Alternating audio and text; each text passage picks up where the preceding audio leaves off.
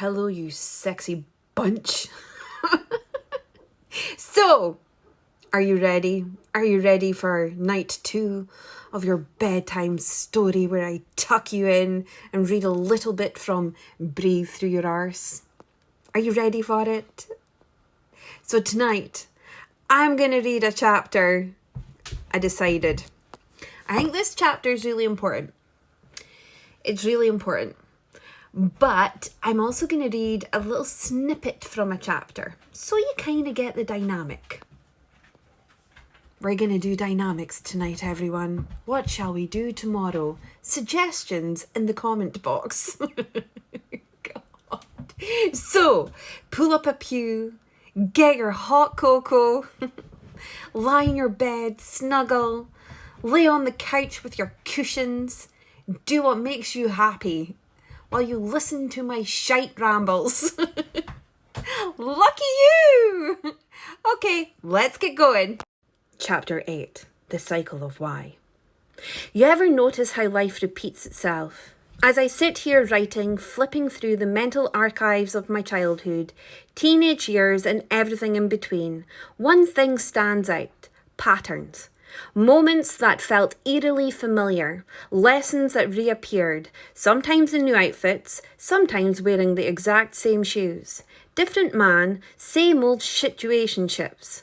The people changed, the settings changed, but the energy, the emotion, that stayed the same. It was like life handed me a script and said, "You didn't quite get the lesson the first time, love. Here's the rerun." At first I didn't get it. I thought it was just bad luck, bad timing, shit people, wrong place, wrong time. But as I got older, I started to see the design, the pattern, the cosmic post-it notes saying, "Here's your shadow work, babe. Ready to deal with it this time?" We all have those moments, the ones that nearly crushed us.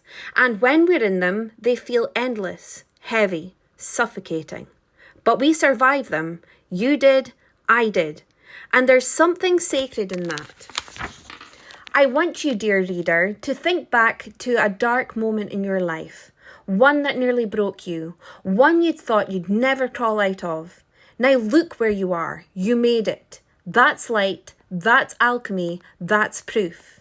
I used to think the darkness meant I was being punished, that I must have done something wrong, that I was cursed, broken, doomed to repeat every hard lesson until I was nothing but a hollow shell walking through life. But now I see it differently.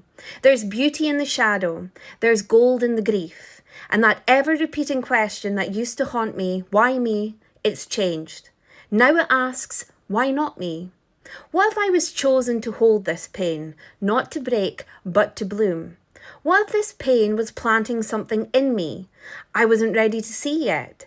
So before we go further into the messiness, the mayhem, the magic of my story, I want you to know, these chapters, this part of the book, it's the foundation, the ground beneath the reckoning, the prep work before the plot twist. Because what I didn't know then, but understand now is this: the universe isn't punishing us with repeated lessons. It's offering us a chance to see ourselves differently.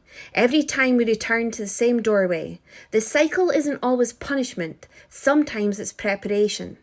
Take a breath, because it's about to get real. Not all at once, not right away, but something had shifted. The girl who used to flinch was starting to face the fire. Okay, so we're done serious. So now we're going to do a little bit of funny. It's only a snippet. There's so many funny bits of the book. But there's also parts of the book where you're asked to take a moment, take a breath, and stop and reflect for a little minute. I've kind of wrote the book how I would sit and talk to a friend, where I'd literally pull you up in a pub or having a coffee at my house one day and literally tell you the story of my life, but drop in little golden nuggets as such.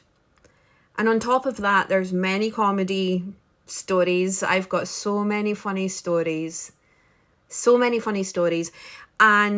I've also got lots of words of wisdom as I've matured.